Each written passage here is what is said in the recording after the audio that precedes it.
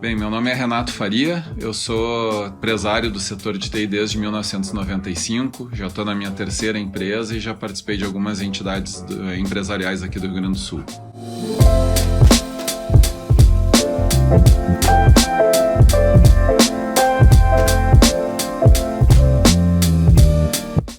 Eu sou Daniel Scherer, executivo de TI e apaixonado por tecnologia.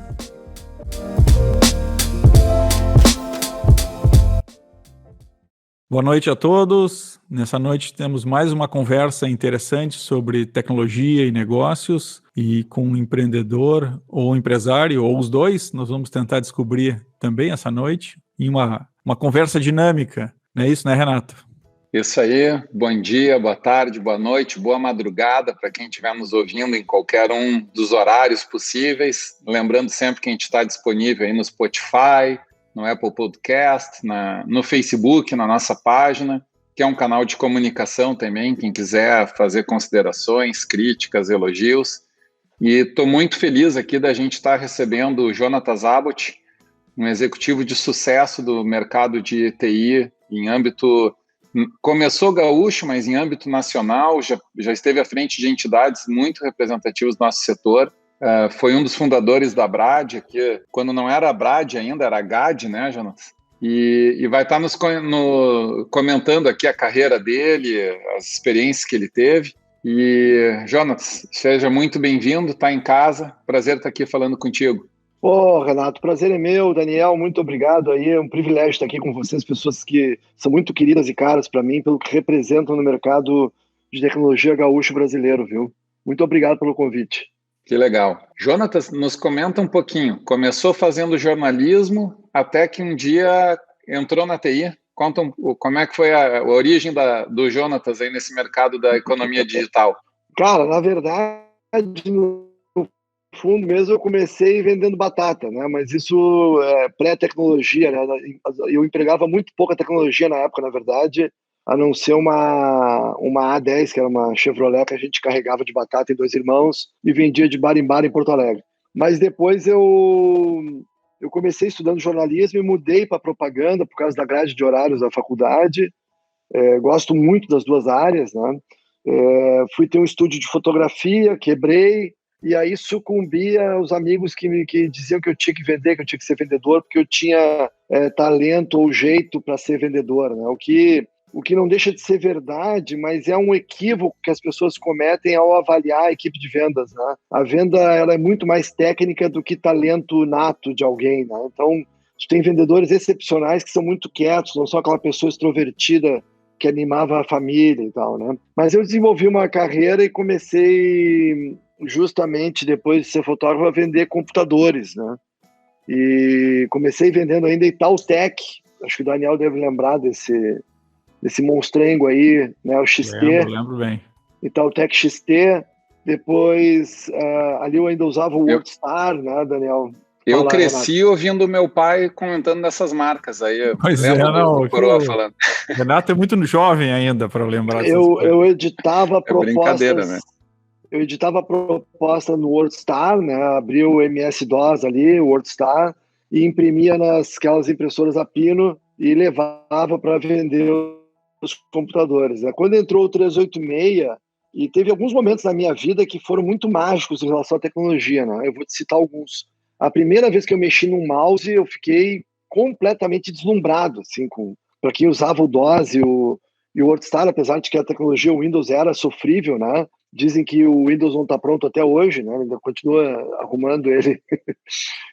Mas foi muito mágico. A outra foi quando eu usei o Wii pela primeira vez, né? O Nintendo Wii foi impressionante, né? É muito curioso que esse videogame, esse tipo de tecnologia de videogame, não seja mais, não tenha continuado a evolução. Aliás, é um dos exemplos que eu uso para esse deslumbramento que a gente tem vivido com robôs, carros voadores, carros autônomos, né? Tem coisas que, apesar de serem muito avançadas e fazer muito sentido, simplesmente não vingam, né? E o Wii e aqueles outros Kinect, que depois vieram alguns videogames ali sem fio, que parecia ser um padrão futuro dominante, simplesmente desapareceram, né? e segue aí o PS5, aí o PlayStation e o Xbox sendo produtos. Isso é uma coisa bastante emblemática, porque aquela tecnologia do Wii, inclusive, que tu misturava o suor físico com o videogame, parecia um casamento perfeito de tecnologia com os seres humanos, né? Desapareceu, né? Eu acho incrível isso. E aí eu passei a vender computadores, mas tive um momento muito emblemático da minha carreira, que foi o grande turning point da minha carreira, que simultaneamente eu passei num concurso para a Petrobras, em 7º lugar, para a área de vendas. Eu trabalhava vendendo computadores, já tinha me destacado no mercado de informática como um bom vendedor, depois um bom gerente de vendas, né?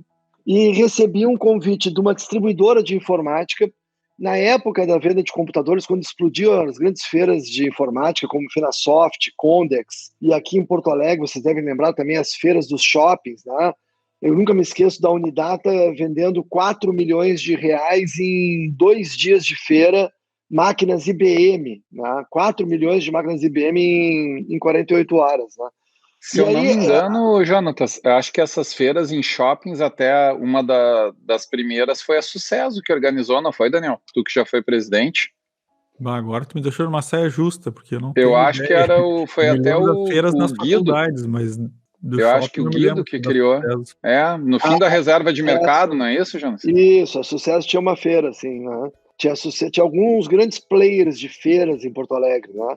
E era impressionante, eram feiras gigantes extremamente intensas, porque era a explosão do personal computer, né? Do PC, o PC invadindo a casa das famílias, né? Eu vivi intensamente essa época. E aí receber um convite de uma distribuidora era um crescimento da minha carreira, porque as distribuidoras eram players muito importantes nesse mercado. Mas, simultaneamente, eu recebi o convite da Voyager Internet, do meu do meu atual sócio, na época foi meu empregador, o Alan Luz, que estava montando um provedor. Naquela época os provedores eram muito parecidos com os celulares, né? Não à toa, na mesma época, ambos tinham filas pelos corredores dos edifícios para tu ganhar um user para se logar numa linha de escada ou para obter uma linha de telefone celular, né? Então tinham filas para tu conseguir comprar algo, né? Que é algo que a gente hoje em dia, na atual economia, é difícil de acreditar, mas era muito difícil tu obter um celular e obter um user de internet lá em 95 para 96. Eu recebi esses 2 convites e estava quase fechado com a revenda de informática, mas já tinha na faculdade, ali na Fabico, na URGS, assistido uma aula da Liana, pode ser a Liana do Instituto de Informática da URGS, Sim, sim. uma professora muito famosa, né? E ela apresentou para a gente, até quando ela foi apresentar a primeira vez, um rato tinha ruído a linha que ligava os 2 prédios, ela ia mandar um e-mail de um prédio para o outro, nós não tínhamos a menor ideia do que era um e-mail, isso era 94 ou 95, na Ramiro Barcelos, na URGS. Né? E eu já tinha ouvido falar, e o boom da internet começava a acontecer, e eu fiquei numa dúvida cruel o que eu faria. Né? Quando eu decidi pelo provedor, o Alan tinha desistido de me contratar. E aí eu pedi para conversar com ele, me recebeu na casa dele, e eu fiz um negócio de risco, né? Eu disse para ele que botei uma meta absurda, inatingível ali de vendas, sobre a qual eu ganharia um dinheiro muito grande, e se eu não atingisse, ele gastaria muito pouco. Ele topou, e eu justamente já vivia as feiras de informática com stand de computadores, e percebi, Renato e Daniel, ali foi minha grande sacada, minha primeira grande sacada de marketing nesse mercado, né? Que o Fininvest, que era a grande financiadora dos PCs, ela tinha uma menina em cada stand da feira. Meninas técnicas, né? Ela não apelava para a sensualidade, ela botava meninas ali bem treinadas para aprovar o financiamento, facilitando num processo de marketing a demanda do consumidor, que era sentar no stand para comprar um IBM na Unidata, por exemplo, e já aprovar o financiamento ao vivo e já sair com o computador debaixo do braço. Fascinante. Ao invés de tu ter que ir no stand da Fininvest ou tu ter que esperar 2, 3 dias, era uma simbiose perfeita, né, de ponto de venda e vendas agressivas. Eu aprovo aqui e já sai com a máquina, né? E enquanto isso, Terra, que era a grande referência, na verdade, na época, o ZAS ainda, tinha recém no TechNet sido vendida para a RBS e tinha virado ZAS. Né? E ele era o grande player aí do mercado gaúcho, viria a se tornar um dos maiores players do mundo de internet, depois com a aquisição pela Telefônica, né? Telefônica de Espanha, e que catapultou a diretoria brasileira a comandar aí na Europa e no Brasil, né? Na América, enfim. E o ZAS fazia o contrário, concentrava tudo no seu estande com mulheres lindas, maravilhosas, carérrimas, né? Então formava uma fila no estande do ZAS, que parecia uma coisa muito chique, sabe? Aquela coisa de ter fila para o bar, né? Fila para o restaurante e tal. E eu entrei na Voyager e nós fomos para a primeira feira e eu criei a minha primeira embalagem, que era o primeiro kit de internet na box que se teve notícia no mundo, tá? Eu pesquisei e nunca encontrei algo parecido. E ao invés de ter um stand com duas mulheres lindas ali, apelando para essa coisa da beleza das mulheres em stand, eu peguei 19 para 20 meninas nos cursos técnicos do Parobé de informática, com uma calça jeans, uma camiseta da Voyager, montei o Voyager móvel, que era esses triciclos elétricos usados para pessoas com deficiência, com dificuldade de locomoção, né? E coloquei uma menina e comecei a oferecer para as revendas uma menina no stand com embalagens em que, tão rápido quanto a Fininvest, ou até mais rápido que a Fininvest, o cara comprava o computador e já saía do stand conectado na internet. Isso chama-se marketing, tá, pessoal? Desculpa a minha falta de modéstia nesse ponto, mas realmente foi algo genial que a gente criou naquela época, que eu viria a replicar depois na Plugin, evoluindo esse produto, né, para um case ainda mais completo na Plugin. Mas o que acontece? O usuário queria se conectar, era difícil de acessar provedores, tinha fila, né, preencher cadastro, receber orientação, né? Então eu tinha uma menina que orientava, abria a caixinha vinha com 5 disquetes, com o Internet Explorer. Hoje eu li a notícia que o Internet Explorer já tem data para ser extinto a partir do mês de 2022, né? E então ele levava a caixinha, tangibilizava o produto internet, que era difícil de ser compreendido, vinha com um manual do usuário, uma coisa revolucionária, um manual impresso. Ele chegava em casa, instalava o Internet Explorer e já saía conectado do stand, né? Isso fez com que o provedor Voyager, que tinha 700 clientes, saísse da sua primeira feira com 1.000 novos clientes. O que quase quebrou o provedor. Não existia na época ainda os feixes E1 de linhas telefônicas, né? Eram linhas individuais, era muito caro tu ter um provedor, e nós não tínhamos linhas suficientes para atender esse povo todo. A empresa quase quebrou, a gente acabou perdendo 700 dos 1.000 clientes novos, ficamos com apenas 300, porque ficou muito ruim o serviço. E aí começamos a aprimorar, fomos para a segunda-feira e captamos 800 clientes, retivemos 500, 600 e fomos aí crescendo e viramos assim uma hegemonia absurda no mercado de revenda de computadores, né? Então, para vocês terem ideia, lojas Quero Quero, Colombo, CompuJob, Unidata, Ponto Frio, todo mundo que vendia computadores no sul do Brasil eram revendedores autorizados Voyager, que tinham nossas caixinhas, e eu vivia de moto abastecendo essas caixinhas por tudo que é canto, e me destaquei muito na carreira graças a isso, né? Aí o ZAS tentou... Aqui eu vou contar a primeira história polêmica para vocês, né? O ZAS tentou roubar as revendas com aquele dinheiro todo, nunca conseguiu, até que tentou me roubar, né? Veio o diretor do ZAS, muito arrogante, e foi almoçar comigo e querer me levar para o ZAS e tal, porque eu era o cara dos canais, né? Dos canais autorizados. E veja o que eu estou fazendo quando eu falo em revendas e canais. Eu estou falando de um dos P's dos 4 P's do marketing, né? Que é a distribuição do produto, que foi perfeito, né, nesse ponto de vista de marketing nessa ocasião. E eu falei para ele na época que para eu sair ali, largar o meu amigo Alan, né, que atualmente é meu sócio, inclusive, eu queria luvas, né? Eu queria algum valor expressivo para poder trocar de time, né? E a coisa ficou nisso, eles não conseguiram me levar, e aí compraram a Voyager, né? O ZAS, na época, estava virando terra, vendido para a Telefônica, entrou ainda mais dinheiro, e eles começaram a comprar todo mundo e compraram a Voyager também. E a primeira reunião desse diretor comigo e com o meu time, né? Porque eu era o principal executivo da Voyager, ele comandava a empresa junto com o Alan, ele chega e pergunta na frente de todo o meu time: cadê tuas luvas agora, Jonatas? Né? E ali eu vi que a minha história, eu fui comprado junto, né? Então aí eu vi que a minha história no Terra seria muito curta, porque havia já esse problema, né? Que é um problema, na verdade, muito inerente às grandes companhias, né? Essa coisa da política dos corredores, da diretoria, dos puxa-sacos, das intrigas, né?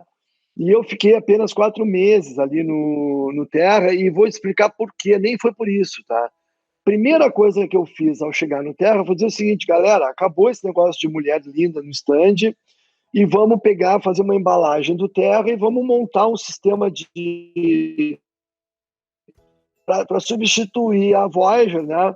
Ponto Frio, Colombo, os vendedores adoram. A gente remunerava os vendedores, dava curso de paraquedismo, viagem para Gramado. Tinha já uma política bastante avançada também de relacionamento com o vendedor da revenda, que é algo muito comum no mercado linha branca. Não sei se vocês sabem, mas é muito comum os vendedores receberem, eu esqueci do termo agora, eles recebem um valor direto dos fabricantes para vender determinada marca, né? Num acordo entre a empresa, o vendedor e o fabricante. É uma bonificação, que é uma coisa estabelecida, inclusive, com os empregadores, né? E aí eu disse: não, cara, vamos montar o sistema da Voyager, que vai ser mais legal ainda no Terra, com o dinheiro que vocês têm, nós vamos criar um sistema de distribuição. Não, nós vamos continuar com o mesmo sistema, né? Então, assim, e aí vem o grande ponto, Daniel, tu começou com a provocação: empresário versus empreendedor, né? Eu fui ser empresário pela primeira vez na minha vida aos 38 anos, mas sou empreendedor desde que me conheço por gente. E essa é a grande confusão que o pessoal faz, né?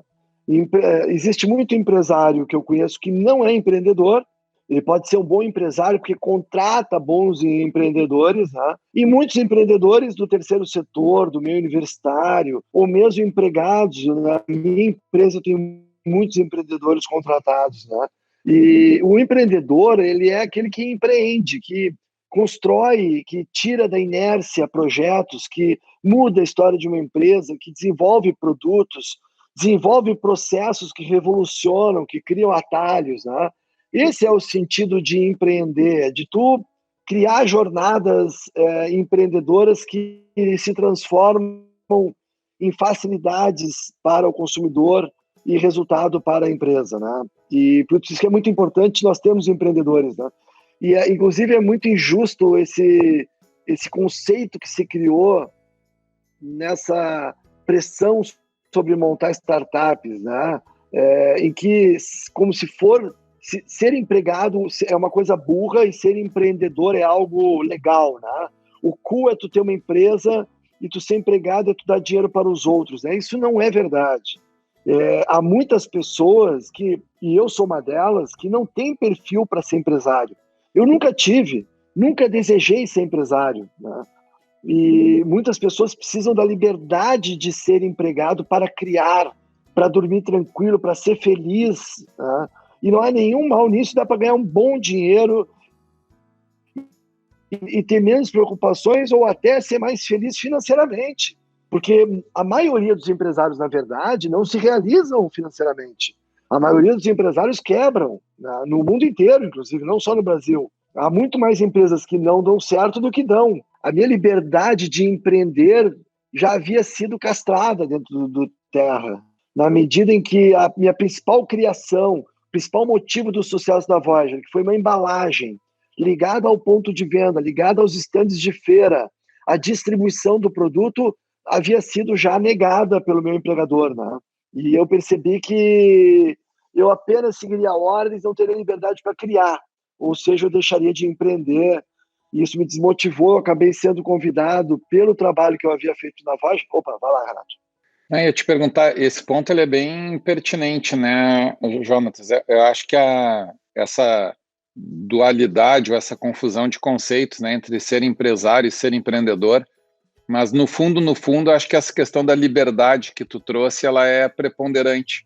O empreendedor, ele precisa ter liberdade, precisa ter o espaço para empreender. E talvez, às vezes, o empresário até seja uma pessoa com menos liberdade, talvez ter outra, ainda mais numa empresa pequena, porque eu sempre fiz uma provocação, né? Quanto menor a empresa, maior é o empresário. Porque numa grande corporação, tu tem capacidade de investimento para trazer os melhores cérebros e perfis para trabalhar contigo. Uma startup, uma empresa já consolidada, mas pequena, o teu poder de contratação às vezes é muito limitado. E daí tu acaba que o empreendedor ou o conjunto de empreendedores tem que fazer milagre, né? Não há coisa mais burra do que ser empresário e ser empresário sem sócio. Porque justamente tu te ocupa com tantas questões cinzas, né? Como contador, advogado, CNPJ, cobrança, imposto de renda, no teu dia a dia, que tu não tem mais a capacidade de tirar da inércia projetos, né? Por isso que eu defendo muito, e apliquei isso na prática, que é muito importante tu ter sócios, porque além de ser a forma mais barata de ter capital intelectual quando tu inicia uma empresa, tu ter sócios representa tu dividir esse fardo da sociedade, permitindo que tu tenha mais tempo para fazer o que é mais importante para a empresa ainda, que é criar, que é olhar para o mercado e desenvolver produtos e processos de alto valor. Por isso que quando o Júlio me chamou para uma consultoria, o Júlio Vicente, que era sócio da Dinamize, né? Eu saí da Plugin e ele me chamou para uma consultoria de marketing na Dinamize, né? Que havia abandonado o produto e-mail marketing e estava focado num CRM.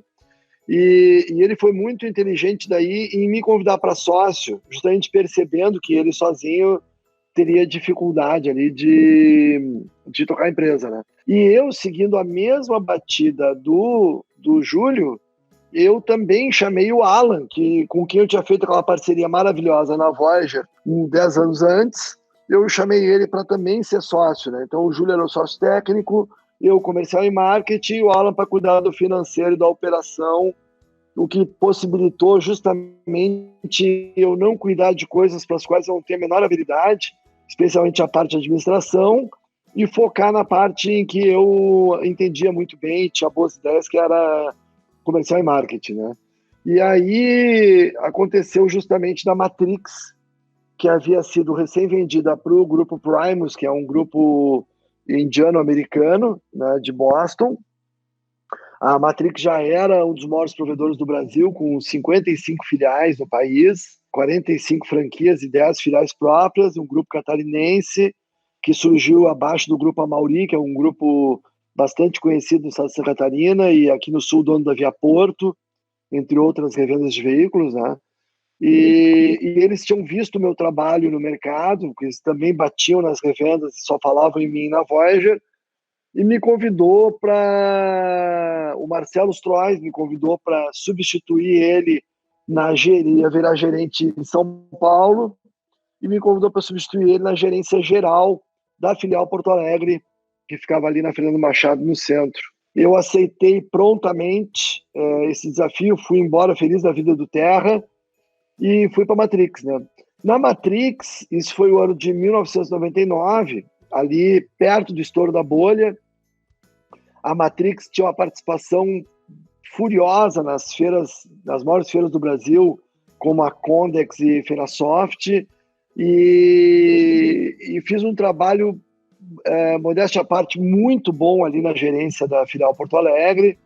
Fui escolhido o melhor gerente do Brasil entre essas 55 cidades, e quando o meu guru comercial ali, o Luiz Gustavo Dutra, foi convidado para assumir a diretoria comercial da Jovem Pan, eu fui fui convidado para ser diretor comercial da Matrix, para morar entre Florianópolis e São Paulo, né? Então, eu saio de um provedor regional, vou para a gerência geral da Matrix, e em menos de um ano sou convidado para assumir um cargo de diretor numa multinacional, para morar fora de Porto Alegre. Meu filho tinha recém-nascido, né? Meu filho nasceu em julho de 2000, e em agosto de 2000 eu fui morar durante de segunda a sexta entre Florianópolis e São Paulo. Foi acho que foi a maior adrenalina da minha carreira, provavelmente foi esse movimento, né? E então fui para uma big empresa, cuidar de 55 filiais, né? E que ano foi isso, Jonas? 1999.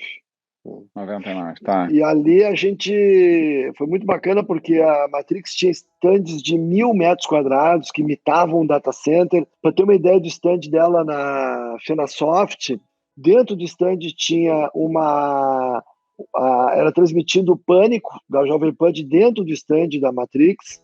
Ela tinha uma área toda dedicada só para venda de cable modem da NET, uma área da NET, uma área para acesso discado, uma área corporativa. Era um stand gigantesco. A gente trabalhava ali em torno de 60 funcionários durante os 4 dias de Feirasoft, né? Então eu vivi um período muito intenso da minha vida em que eu viajava para todos os cantos do Brasil, né? Em cada dia eu estava numa cidade diferente, Rio, São Paulo, Belo Horizonte, Joinville, Fortaleza, Recife, Salvador. E realmente foi muito, muito intenso, muito desgastante também, né? Isso é interessante, estava fazendo uma analogia, né? Hoje em dia a gente tem opções de plataformas na web para N tipos de soluções, a própria Dinamize, né?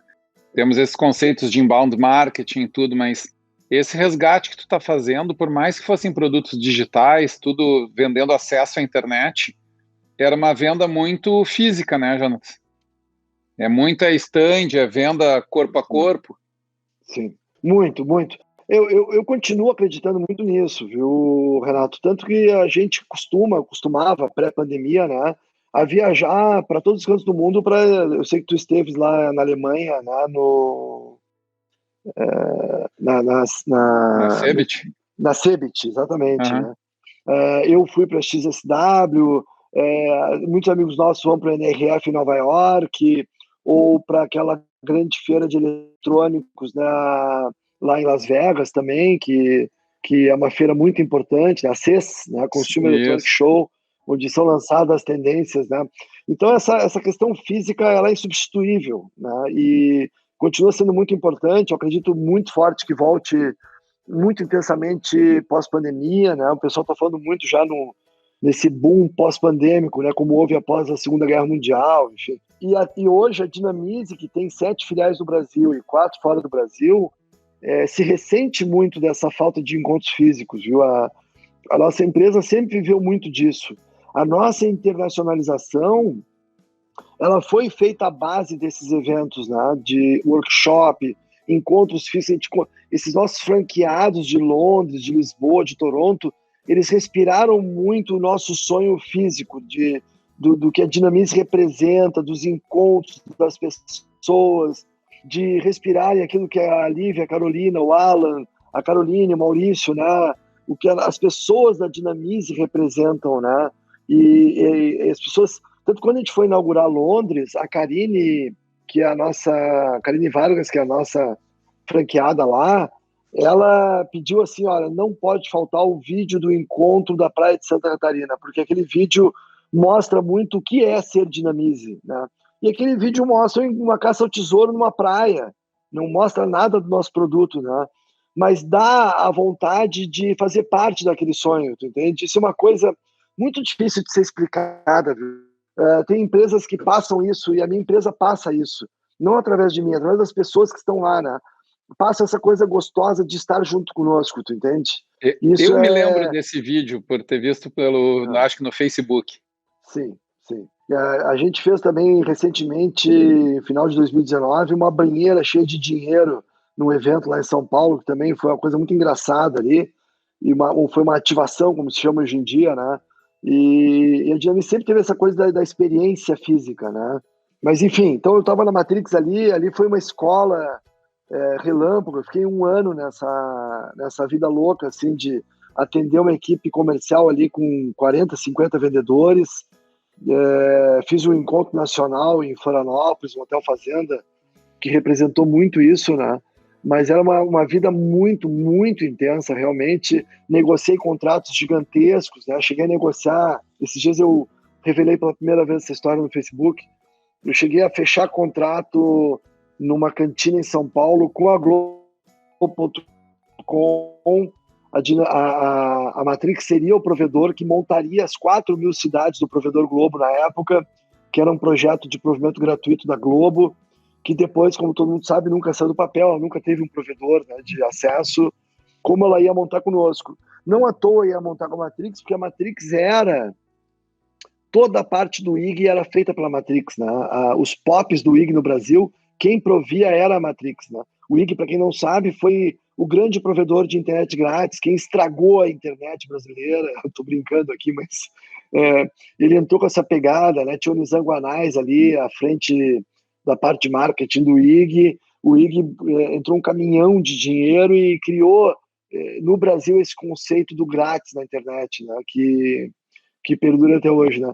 E a Matrix era a grande provedora, né? De toda a parte de POP, ali, Point of Presence, né? Com os servidores, as linhas de acesso para o IG, e eu negociei esse contrato com a Globo.com, fechei esse contrato numa cantina 1 da manhã, com a ordem já de mesmo de madrugada acordar o diretor técnico, começar a instalar no dia seguinte. Então era um negócio realmente milionário com a Globo, quer dizer, foi o maior negócio da minha carreira, provavelmente, né? Mas alguns dias depois, trocou toda a diretoria da Globo, esse projeto caiu por terra, e já no meio, isso foi em 2000, já representando essa explosão da bolha que os mais jovens ouvem falar, né? Que houve um estouro da bolha em 2000, porque havia se criado ali em volta da Nasdaq empresas.com, né? Eram empresas sem nenhuma receita e que passaram a valer milhões, né? Como elas eram empresas não só sem receita, mas também sem futuro, porque não havia modelo de negócio sustentável, era um dinheiro que foi fora.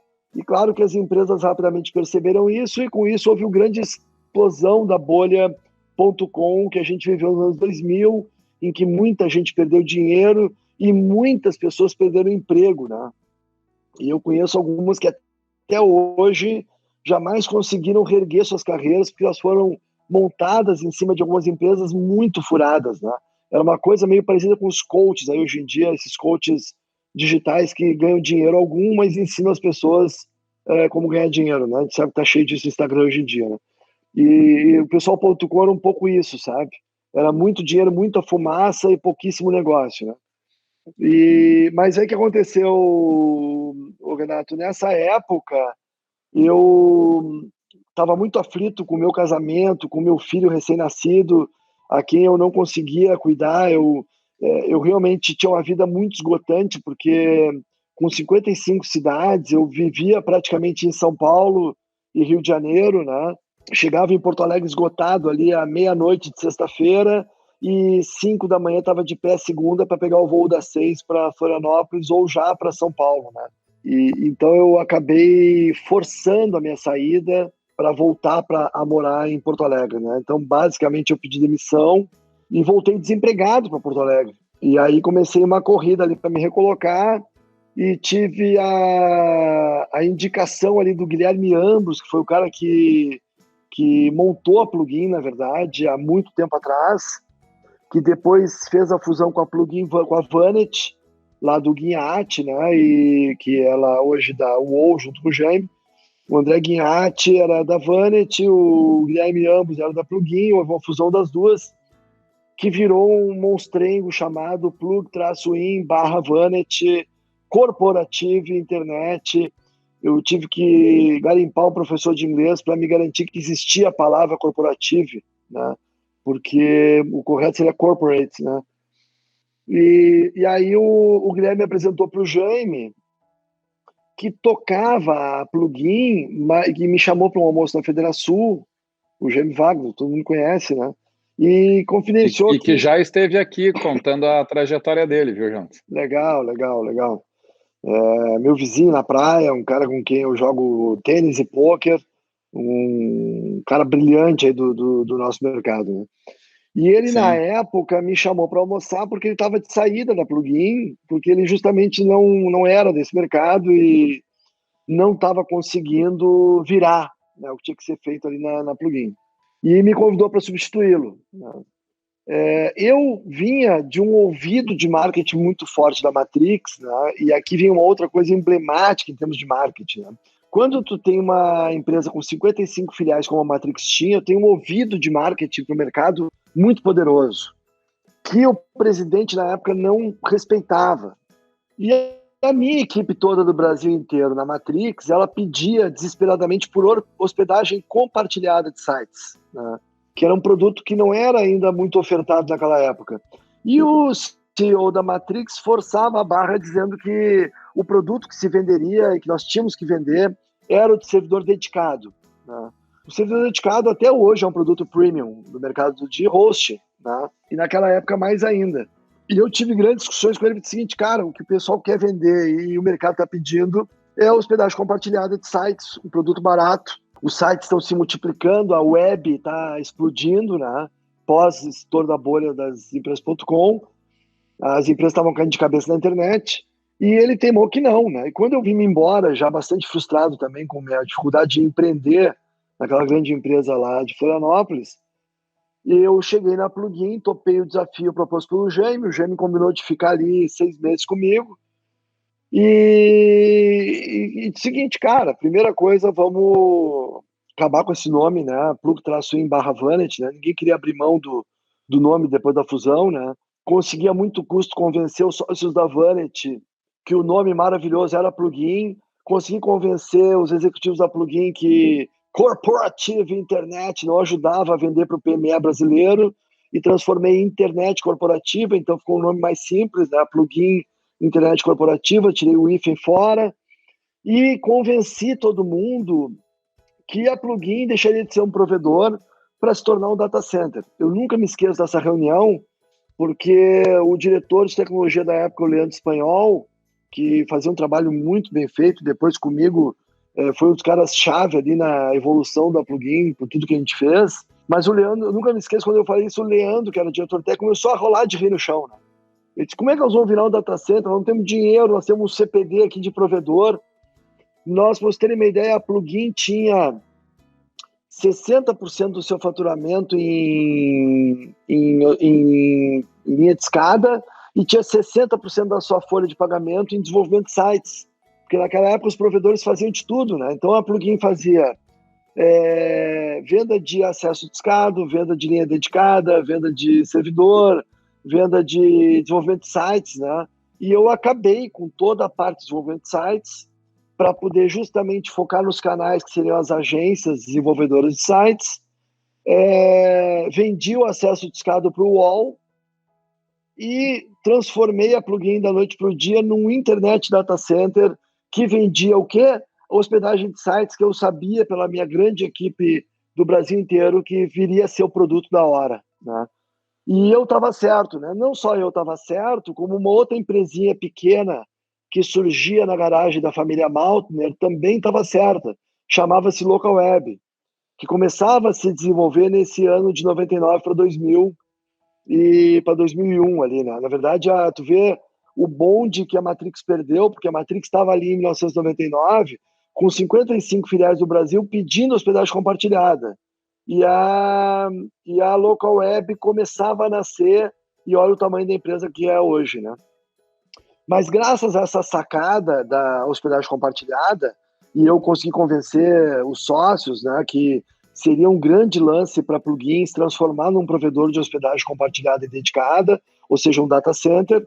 Aproveitei que a TIT estava montando a fibra ótica dela na Júlio de Castilhos, bati uma foto da fibra sendo instalada, mudei o nome da empresa e criei uma embalagem que revolucionou ali a história da Plugin, que representou toda essa mudança de conceito, né? Então, Renato, na época, o que eu fiz com a Plugin foi reinventar a Plugin, né? Como o posicionamento dela de produto, a marca, e criei uma embalagem, né? E essa embalagem ela foi, modéstia à parte, genial, porque eu resolvi um grande problema que os desenvolvedores de sites tinham. Naquela época, tu mandava um e-mail para um provedor de hospedagem e esperava até 48 horas para receber de volta uma senha de FTP, File Transfer Protocol, né? Para poder subir um site para a internet, né? E eu criei uma embalagem que era ainda mais útil que a da Voyager. Ela era uma embalagem que já vinha com uma senha pré-liberada de acesso ao servidor de hospedagem. Então, eu criei o Internet na Box, o hosting na Box, né? Era o Plug Hosting, o nome do produto. Criei a linha, então, de produtos Plug, né? Plug Host, Plug Server, que era servidor dedicado. E fomos para o mercado, então, para uma feira, e foi uma estreia fabulosa, porque aí eu levei a Plugin para São Paulo, eu já tinha bons contatos no centro do Brasil, e montei a primeira operação da Plugin em São Paulo, e estreamos lá no Maxud Plaza com essa embalagem e foi uma estreia retumbante, porque primeiro que nós chegamos numa feira em que só tinham computadores e mulheres bonitas, tá? E eu tenho uma foto e vídeos desse momento que são muito emblemáticos, que mostram a Local Web com os 2 vendedores de braços cruzados do lado do nosso stand, e o nosso stand com 8 vendedores e fila de atendimento, fila esperando para ser atendido, para descobrir o que era o plug hosting. O que era essa caixinha que a agência levava para casa e que dava para ela, de fato, as chaves da empresa. Então vejam que nós pegamos e empoderamos o canal autorizado. Ao invés de ser uma conversa, como se tinha muito na época, de fingir que tu está dando importância para o canal, nós, de fato, dávamos a chave do data center para o canal autorizado.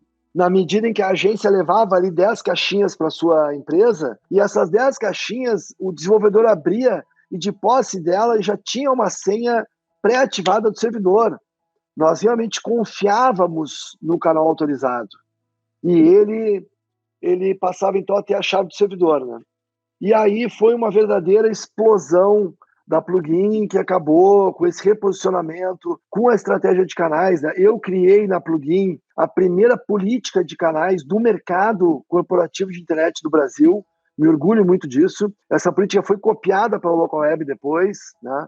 E esse formato de distribuição, de transformar agências em revendedoras de produto digital, nasceu ali na Plugin no ano de 2001 para 2002, né? Quando eu também criei, Renato, o Terceira Terça.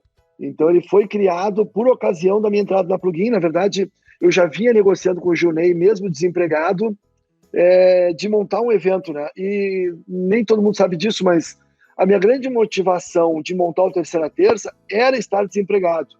Eu precisava rapidamente encontrar o maior número de pessoas do mercado para tentar me recolocar.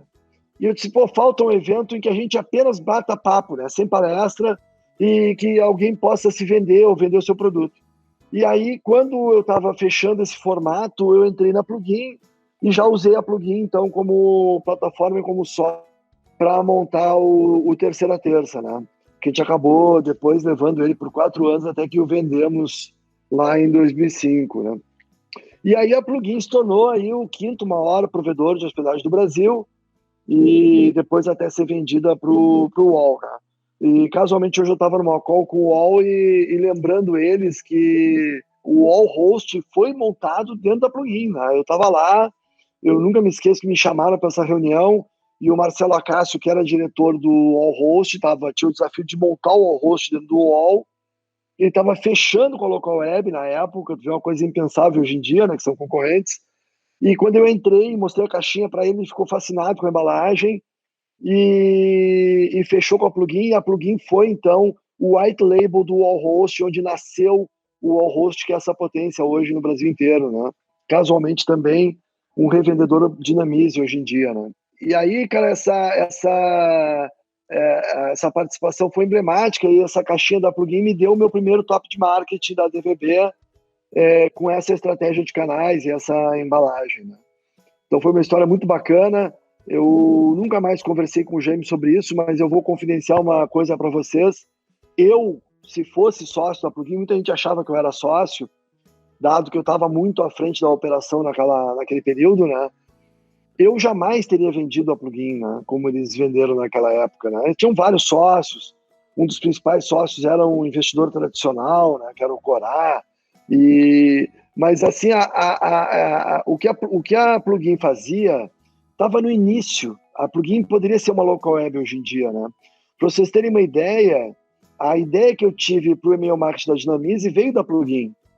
Porque quando eu era diretor da Plugin, o Jaime deve lembrar disso também, havia uma grande demanda por disparo de e-mail, e a Plugin tinha um produto desses, mas era o famoso servidor de lista, que era um servidor burro, né, que enfileirava e-mails ali para distribuir. Não era e-mail marketing, né, como é hoje em dia inteligente com múltiplos IPs, era um servidor burro que enfileirava e-mails, né, e cada vez se pedia mais. Então eu saí com aquilo da Plugin na cabeça, e a Plugin poderia ter montado uma Dynamize, seria apenas um dos braços da empresa. né? Ela poderia ter crescido muito mais como provedor de hospedagem, né? O que acontecia naquela época, e acontece até hoje, acontece comigo na Dinamismo também, é que quem trabalha com tecnologia, o Renato sabe disso, é uma pressão absurda, né, Renato? Por capital intensivo, por aumento de salário, por Sim. procurar desenvolvedores, a gente perde para os concorrentes, e é dinheiro no banco, e há uma sensação de que a gente vai ser comido pelos grandes, que não há como seguir, que esse mercado será dos grandes, e cada vez mais isso parece verdade, né? A LGPD veio trazer para a gente uma dificuldade muito grande para os pequenos, porque está cada vez mais caro ter uma empresa digital, cada vez mais difícil ser pequeno nesse mercado, né? Mas é possível, né? E então apenas o que eu fiz na Dinamize eu poderia ter feito dentro da Plugin, né? E então eu não a teria vendido. Eu realmente acho que a Plugin, e vou dizer mais, acho que a Voyager também, falei isso para o Alan recentemente, inclusive, né? Ah, havia a sensação na época que a Voyager foi vendida, quando todos foram vendidos, né, para o Terra e para outros provedores grandes, até de fora do Brasil na época, houve uma grande aquisição de provedores, né? Havia uma grande sensação de que o mercado de provedores tinha acabado, não havia mais espaço para os pequenos, né? Os feixes Z1 eram caros, as fibra óticas e tal, e a gente vê hoje impressionante que há milhares de provedores regionais no Brasil, do nosso amigo ali, Fabiano Vergani, ali, a Bitcoin na Serra Gaúcha, uma potência, uma máquina, né? Tem a NTB aqui de São Antônio da Patrulha, aí tu pega a Viu aqui de Osório, é impressionante. A própria Saltec, que depois eu conduzi a venda da parte de hospedagem dela para o Allhost também. Então, e há hoje um mercado para provedor regional gigantesco, né? E naquela época se achava que não, tinha que vender, não podia perder o bonde da venda e tal. E eu acho que até os provedores poderiam ter seguido e se transformado nas local webs, as dinamizes que a gente tem hoje em dia, né? É difícil essas decisões, claro, né, Renato? Mas, então, o que me inspirou na Dinamize foi perceber que a minha equipe comercial da Plugin trazia também muito essa coisa do e-mail, né? Do e-mail marketing, da necessidade de distribuir conteúdo por e-mail, e eu percebi que seria a próxima bola da vez. Quando entrei na Dinamize, acabei com o desenvolvimento de sites, acabei lá com uma série de produtos ali que eles estavam tentando desenvolver, e resgatei o Easy Mailing que eles haviam praticamente abandonado, né? E aí essa história toda que me levou justamente aos dias de hoje, aí a Dinamize, né, Renato? Ô, Jonatas, eu fiquei curioso com uma coisa. Eu vou voltar um pouco à história da Voyager, né? Tiveram aquele sucesso de vendas e vou resumir de um jeito meu aqui, né? Claro, e a área de operação, tecnologia, não estava preparada para atender essa demanda gerada e que gerou aquele problema de vocês perderem os 700 clientes dos 1.000 que tinham conquistado, né? Perfeito. Tu relatando a tua história toda, dá para ver que foi um processo como se fosse a tua vida foi uma startup, né? Era MVP, testa, adequa, amadurece, dá um passo adiante e enfileirou sucessos. Eu acredito que esse tenha sido um aprendizado também, né? Tu inova no produto e a operação da empresa tem que estar junto, que é o que tu estava falando agora com a Dinamize. Tu teve que fazer um trade-off ali de abandonar alguns produtos. Eu sei como empresário que às vezes é doído, porque o cara enxerga aquele software como filho dele, né? Não quer abandonar. Mas tu faz isso justo para botar energia onde a estratégia da empresa está dizendo, né? E do que eu conheço a Dinamize, eu vejo tu, o Alan, o Maurício, como diretor de tecnologia, vocês são muito alinhados, né, de estarem caminhando sempre juntos. Fala um pouquinho sobre isso. Cara, a Dinamize é uma empresa que funciona como eu sempre sonhei uma empresa. Ela é extremamente horizontal, né? Os diretores têm liberdade absoluta, tanto que a gente conseguiu fazer uma coisa genial, que foi perder relevância. Eu hoje sou praticamente irrelevante para a operação da Dinamize. E, na minha opinião, se eu pudesse dar uma dica hoje para qualquer pessoa que quer ser empresário, persiga um objetivo: se tornar relevante, né? Porque se conseguir se tornar relevante, tu conseguiu construir um time que multiplicou a tua presença, provavelmente melhorando a tua presença. Então, por exemplo, para o mercado de São Paulo, eu não sou a pessoa mais importante, são os executivos de lá, né? E a gente, aliado a essa busca pela irrelevância, ou por ter vários Jonatas, vários Alans, né, a gente sempre empoderou muito os gestores, os próprios executivos, né? Então, o Maurício tem uma liberdade absoluta na área técnica, a Caroline na área de produto, a Carolina na área de integração e na parte CS, a Lívia na parte comercial, as duas dividem também o marketing, né? E a gente sempre deu, então, essa liberdade. Agora, é natural do mercado de tecnologia e todas as empresas, absolutamente todas, inclusive as de computador que eu vendia, a área técnica está sempre sob pressão absurda.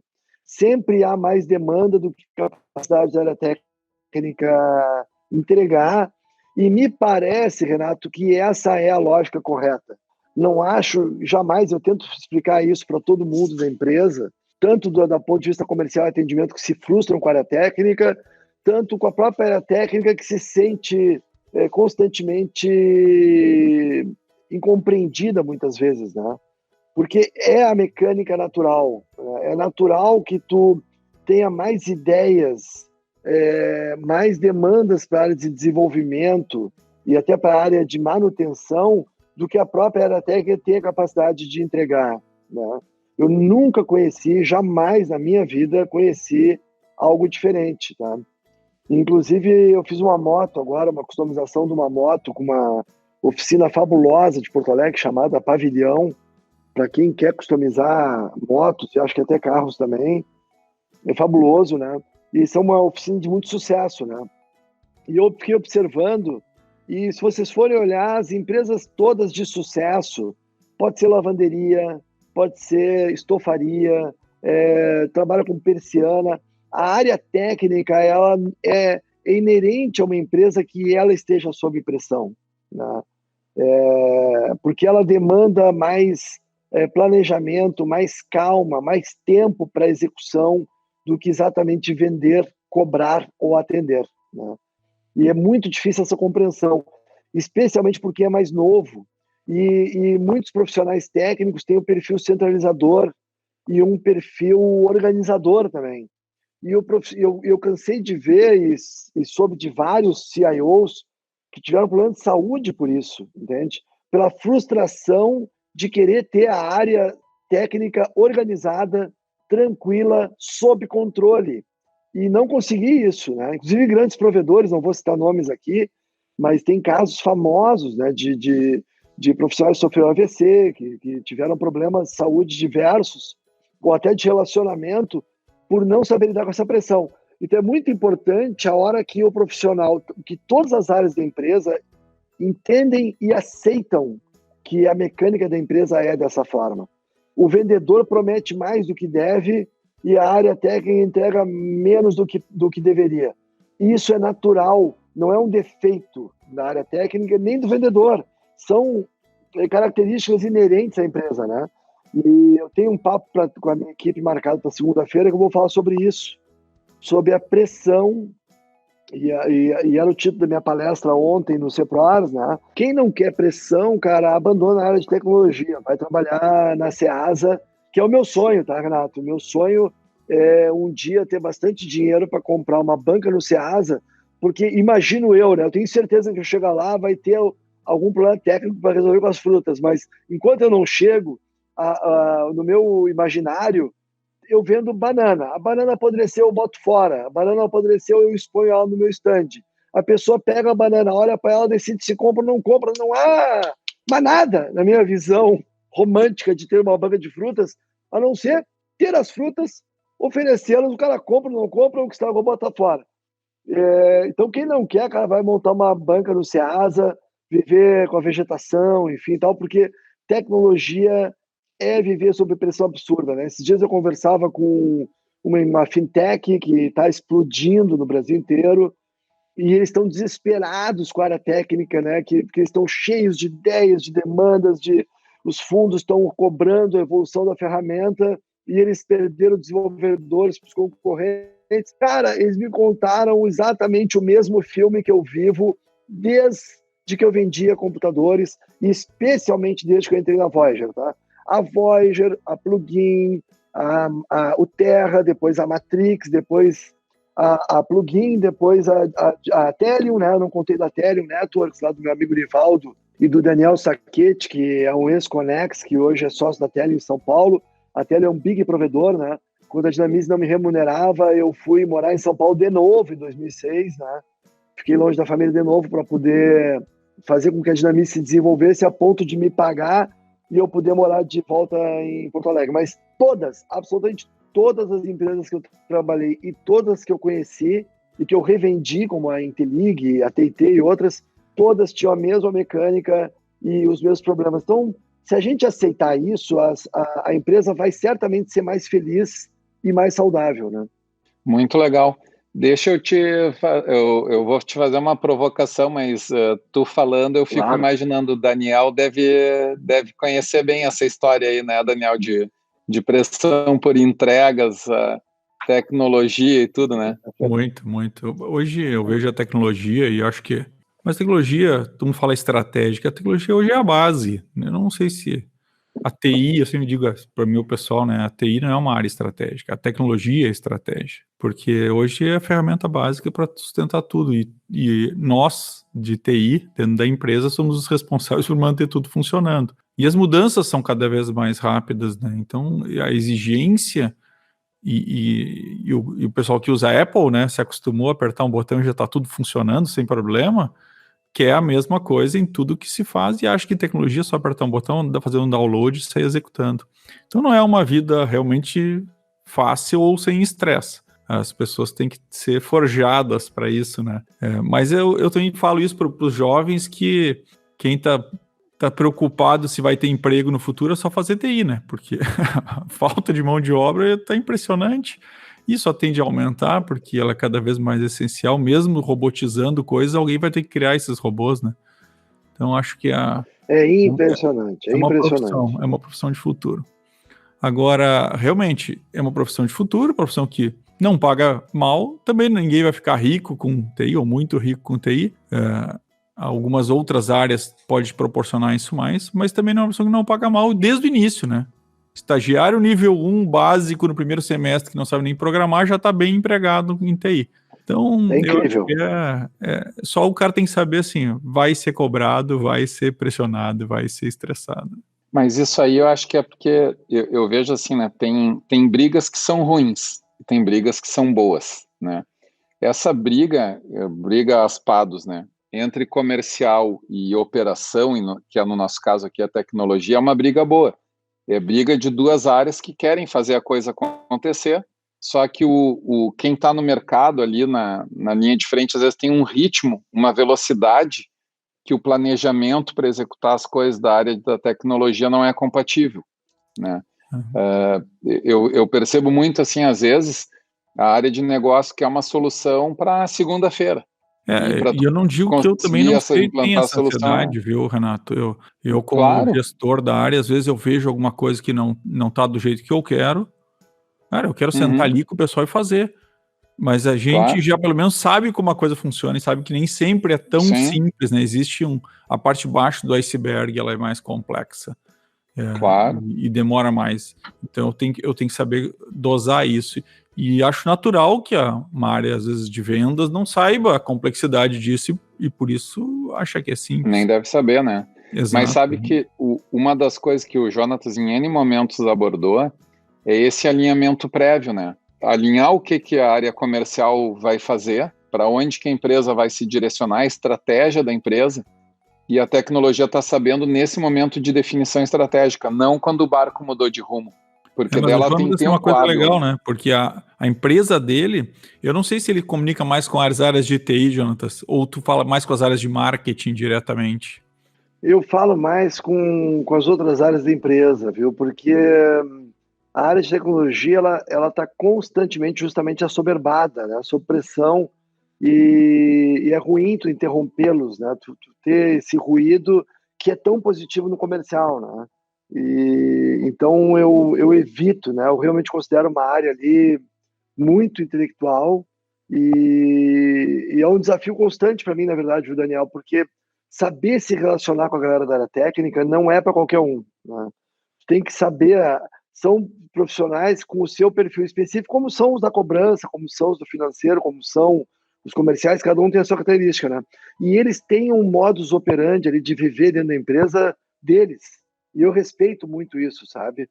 Eles têm ali os momentos deles de happy hour e tal. Eles têm uma turma muito bacana, ainda mais na pandemia, que eles estão ali, alguns trabalhando na parte presencial, né?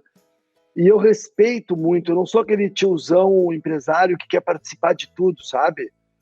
Eu também aqui vou falar de Golang, vou aqui escovar um beat com vocês, porque eu sou o tiozão malandrão empresário que manja um pouquinho de tecnologia. Porque os caras vão ser complacentes, indulgentes comigo, louco para ver o tiozão pelas costas, entendeu?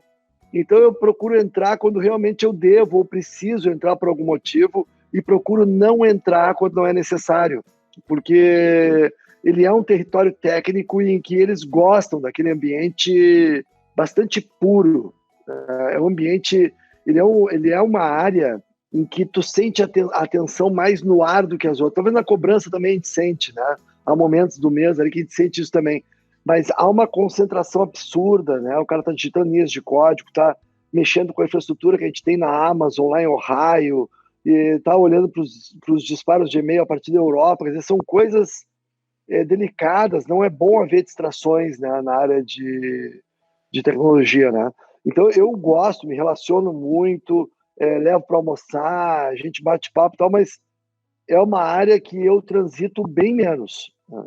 Eu vejo, por exemplo, né, nós como clientes, empresa, né, como clientes, quem faz toda a conexão e o trabalho é a nossa área de marketing, né?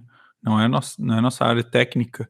E há um tempo atrás, ou talvez até tenham alguns CIOs que ainda ficam ressentidos um pouco disso. Eu sempre fui muito mais ao contrário, né? Quanto mais as áreas puderem ser autônomas e eu só apoiar, melhor, porque é tanta demanda que se ficar tudo dependendo que a TI dê amém, a gente não anda, né? A empresa não vai conseguir ter velocidade. E acho que a TI tem que ser, ela tem que ser só de olho em questões de segurança e coisa, mas o resto, as áreas têm que ser autônomas nisso. Mas isso é um outro problema que a gente enfrentou a vida toda, viu, Daniel? A empresa tende a entortar para a área de TI, como tudo envolve tecnologia, é quase que natural que a gente tente empurrar para a área de TI uma série de responsabilidades que não deveriam necessariamente ser dessa área, né? Mas enfim, um desafio constante aí, atender com marketing algo que tem tanta tecnologia por trás, né? Então a automação de marketing digital que a gente faz é pura tecnologia por trás ali, né? Mas sabe que é interessante o seguinte, até pelo avançado da hora aqui, a gente já está indo para o nosso encerramento, mas eu estava fazendo umas analogias aqui, né? O Daniel trouxe uma coisa que é a pura verdade, né? O mundo dos negócios hoje está muito mais dentro dos computadores, dos servidores, do que em tijolos, mesas, né? Como foi no passado. E por isso essa necessidade de integração, que é o mote aqui do nosso podcast, né? E a outra questão, quando o Jonathan estava citando a estruturação da Dinamize ali, né?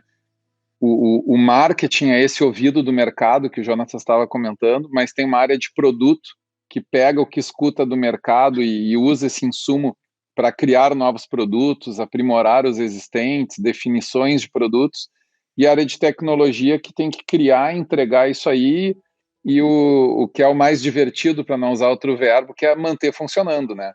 Não adianta ter um bom produto que não pare de pé, né? Então, acho que isso aí é uma cadeia, assim, tipo um macrofluxo de uma empresa que é muito profícua, né? E tem um problema aí nessa história toda que o cara que está lá na área técnica, ele não usa o produto, ele desenvolve o produto, né? Mas ele tem na cabeça dele que esse é um erro de marketing, na verdade, muito comum, até em lojista, tá? Tu não pode definir o que vai vender no próximo verão pelo teu gosto pessoal. Esse é um erro de marketing clássico. Tu tem que usar sistemas, né? Pesquisa, tu tem que usar métodos que te protejam do teu gosto pessoal, porque o teu gosto pessoal não é necessariamente do teu público.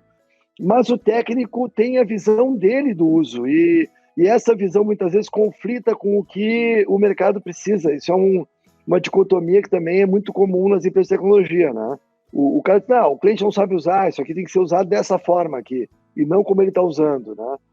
Por mais que não tenha lógica técnica, normalmente o cliente, neste caso, tem razão. Não, mas isso é comum, né? Porque uma das grandes dificuldades que eu vejo nas áreas de tecnologia como um todo é a comunicação. Então, meu maior trabalho como gestor de tecnologia é fazer a área se comunicar, para ouvir, para explicar, porque é comum também lançar novas funcionalidades no sistema e não falar para ninguém, né? Até com medo que alguém mexa e estrague. Então, não mexe, não reclama. Então, a comunicação é uma falha hoje forte das áreas de tecnologias e ela deveria ser muito mais fortificada exatamente para ser mais assertivo, né? Porque hoje não tem tempo de errar e o único jeito de ser mais assertivo é se comunicar e ouvir mais, né? Conhecer mais e ouvir mais as outras áreas também. E ouvir mais é importante, porque quando tu erra, e errar faz parte, né? Só aquela velha história, só não erra quem não faz, mas o ouvir mais te permite aprender mais rápido, né? E daí tu consegue corrigir o erro, né? Antes que fique uma coisa grande demais, né? Aquela área de TI dentro de um CPD fechado faz tempo que não deve existir mais, né? Apesar de que a gente vê de vez em quando por aí ainda. Perfeito. Mas, Jonatas, acho que foi excelente a conversa, foi, olha, muito vibrante e motivante aqui, eu ouvi esses relatos, aprendi muito, fiz várias anotações aqui, foi muito bacana, muito obrigado por ter aceito o nosso convite, ter compartilhado aí essa história toda com a gente. Valeu, Jonatas, muito bom. Pô, Daniel, Renato, sem palavras aí, cara, eu adoro contar essas histórias, né, e estar com vocês aqui, volto a dizer, é um grande privilégio, espero que as pessoas consigam tirar algum proveito desse bate-papo aí sobre marketing e tecnologia e pessoas, né? Isso é. Muito obrigado, então, e até o próximo episódio. Obrigado, Daniel. Obrigado, Jonatas. Valeu, boa noite. Valeu.